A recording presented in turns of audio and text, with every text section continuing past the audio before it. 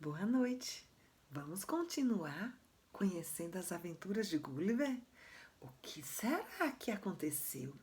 Será que Gulliver vai virar um grande soldado para a população liliputiana? Ou será que Gulliver vai se zangar com eles porque eles ficam amarrando Gulliver? Você acha que vai acontecer o que agora nessa história?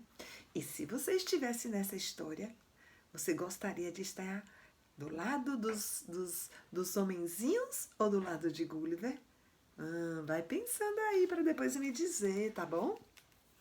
Vamos continuar vendo o que aconteceu com ele? Vamos lá.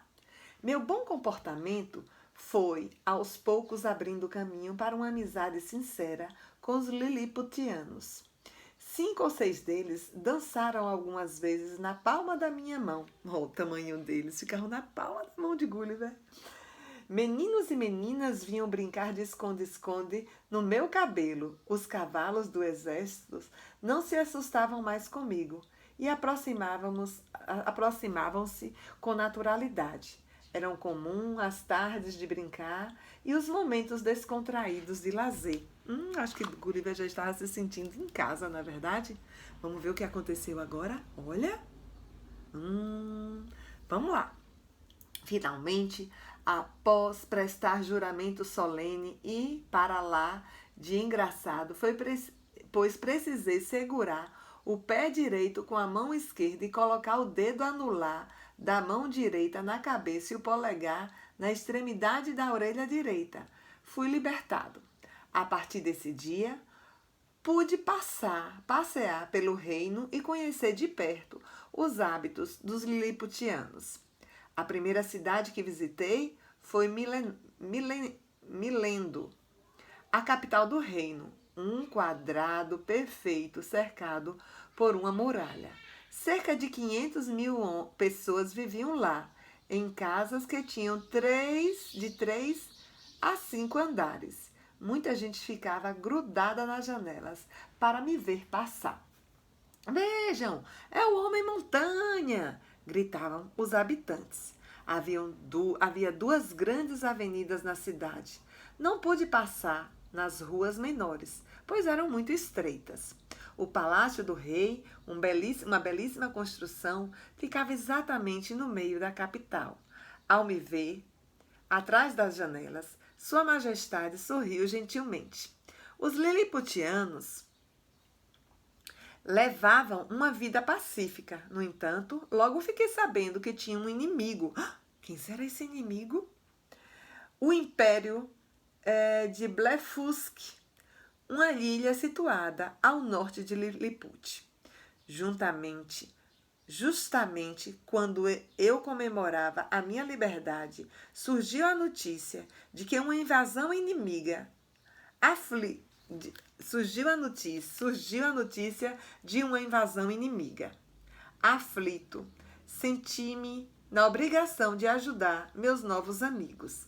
Procurei o rei e disse-lhes: se Sua Majestade permitir, tenho um plano de ataque para conquistar a frota naval do inimigo.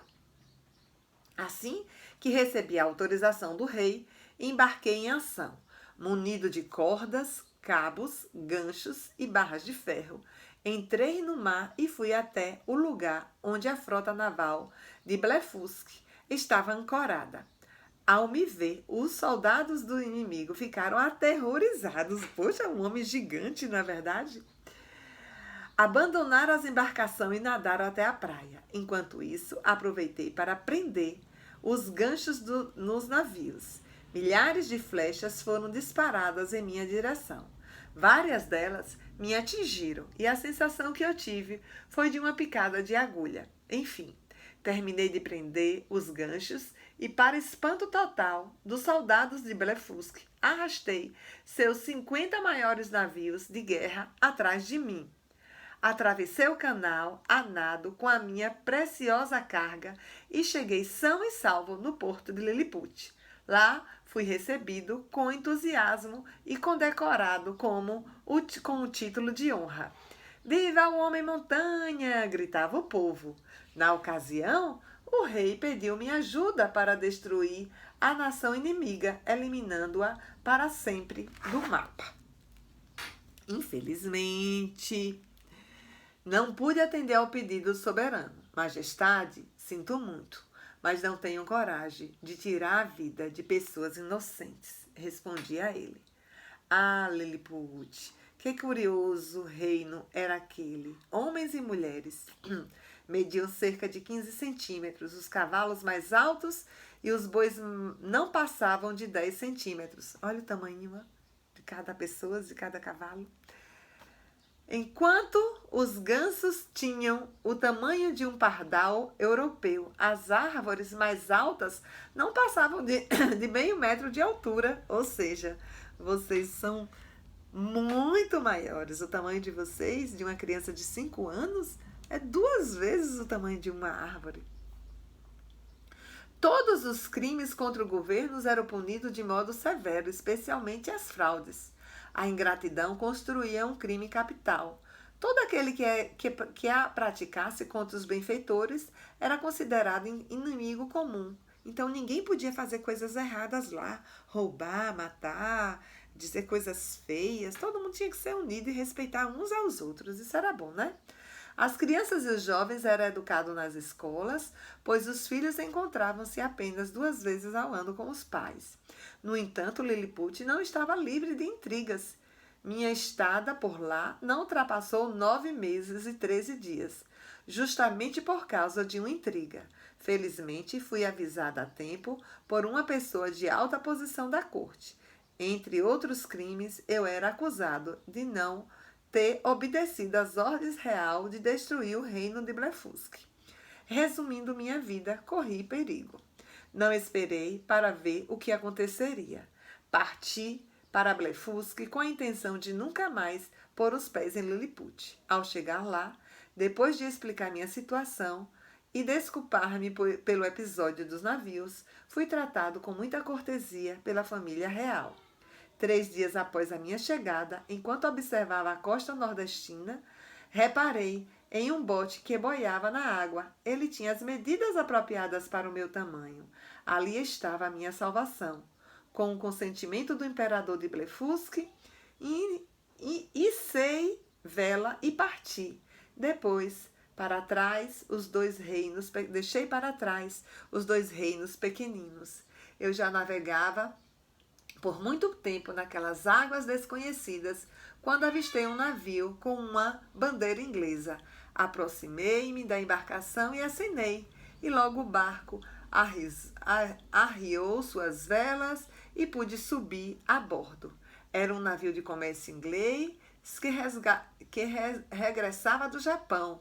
O capitão, um homem educado chamado Bidel.